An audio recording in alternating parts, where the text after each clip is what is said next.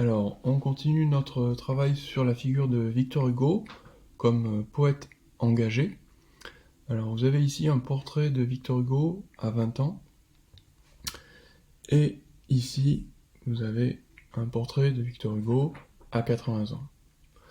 Donc, le grand changement qui a lieu entre ces deux époques, c'est que politiquement, il va complètement virer de bord. Il va, dans un premier temps, dans une première partie de sa vie, il va soutenir la monarchie, donc il sera du côté du pouvoir royal, et puis dans la deuxième partie de sa vie, il sera du côté du peuple. Il sera progressiste et il soutiendra donc la République. Alors, à quel moment il fait ce changement et pourquoi ? Alors, ce changement a lieu aux alentours des années 1848.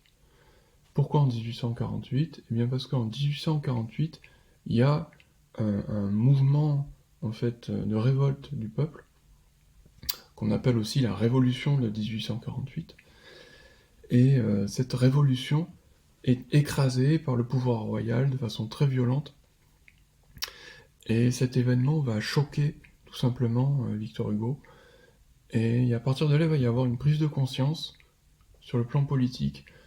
Il va en quelque sorte découvrir un petit peu la misère du peuple français. Il va s'intéresser à la souffrance de ce peuple, à la misère, et il va s'engager sur plusieurs fronts. Il va commencer à écrire de nombreux discours, et un an après, donc en 1849, il va écrire un de ses premiers discours célèbres, qui s'appelle le discours sur la misère. Donc c'est un discours qu'il a fait à l'Assemblée, et les gens ont découvert à cette époque que Victor Hugo, ce n'était pas simplement un poète ou un écrivain de romans, c'était aussi un très grand orateur. C'est-à-dire, c'était quelqu'un qui était capable de prendre la parole devant une assemblée et de fasciner tout le monde. D'abord par ses mots, et aussi par sa présence, par sa prestance. Donc nous allons travailler justement ce discours de la misère. Discours de la misère, donc, qui a été écrit en 1849. Voilà. Donc vous avez ici un extrait.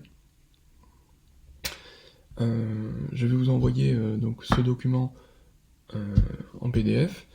Mais donc voilà le texte. Extrait du discours sur la misère, 1849. Je ne suis pas, messieurs, de ceux qui croient qu'on peut supprimer la souffrance en ce monde. La souffrance est une loi divine. Mais je suis de ceux qui pensent et affirment qu'on peut détruire la misère.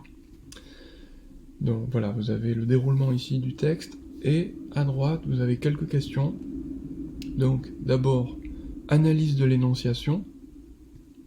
Donc souvenez-vous, l'énonciation, c'est simplement répondre à la question qui parle, à qui, où et quand.